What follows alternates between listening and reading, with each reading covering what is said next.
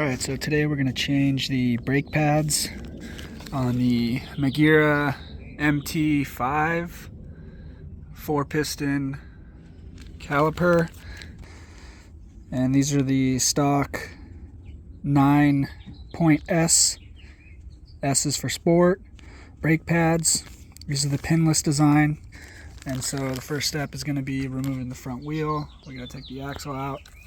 So we're just going to back this out, remove the front wheel.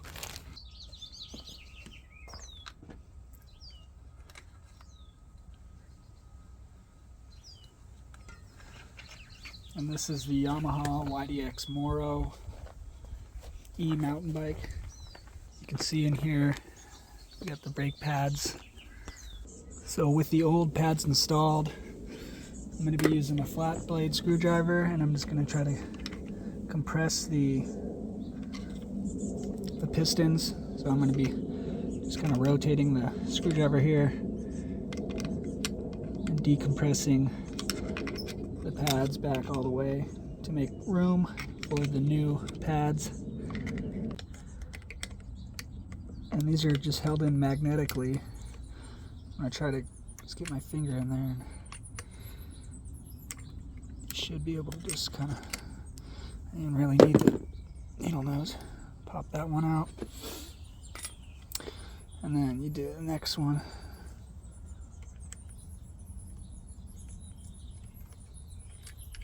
Just like that. You can see how worn these are.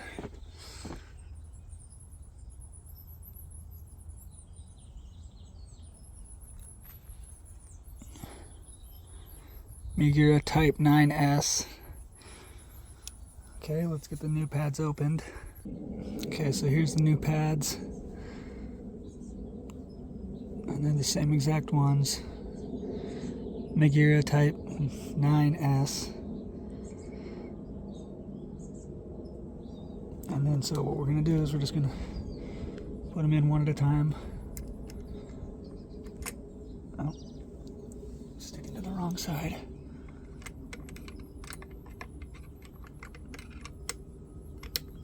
Okay.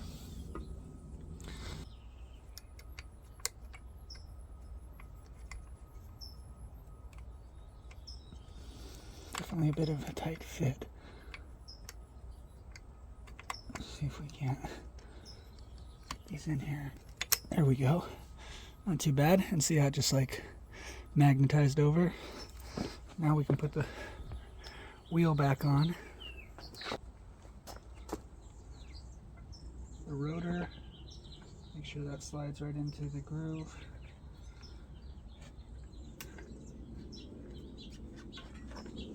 Okay, it kind of holds itself there. I've already greased up my axle, just a little bit of grease on the axle. That's pretty good there.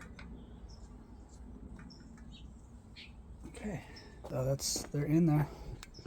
Now we just gotta wear them in, bed them in, and it says in the instructions you're supposed to start and stop on a flat surface 30 times. That you're kind of like breaking the new pads in. Alright, so that's the Yamaha YDX Moro. It's the base edition, and just installed new brake pads. And it's Magura MT5 caliper with the MT30 master cylinder. And then we just did the rears here, and those are pretty much the same process. You just got to take this pin out. The pin comes out, and then you just pull you kind of get a little flat blade in there, open up the piston a little bit, and then put the new ones in. And I guess there's different types of brake pads you can put on here. Those were the ones where you have to remove the front wheel and there's no pin. And there's another type that has a 2-piece, so it'd actually be 2 on each side. This was 1 pad on each side, and there's another pad option that utilizes a pin. And you can see we don't have the pins in here on this bike, but if you were to get the pin, you can actually do it without removing the wheel, assuming you already have that type. But in the case where you're using the 4-pad design, you would just remove the pin for the top two and then pull them out, and then remove the bottom pin, pull those out, the new ones in, and put your pin back in, your pins. Anyways, thanks for watching. It's a pretty simple procedure. And I think those lasted for 1,000 miles. That was 1,012 miles.